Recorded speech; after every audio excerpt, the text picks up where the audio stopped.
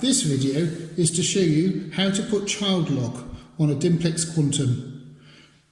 The main reason for child lock is to stop people changing the settings, fiddling with the temperature or altering things. So open the flap, and you need to be pressing the back button, which is this one, and the enter button, which is this one, and pressing and holding for a little bit longer than what's natural. So let's give it a go.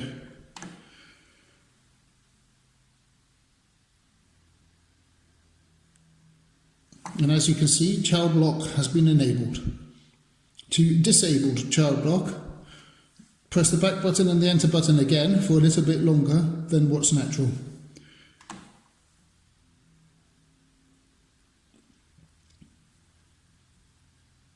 And there we go. Thanks for watching.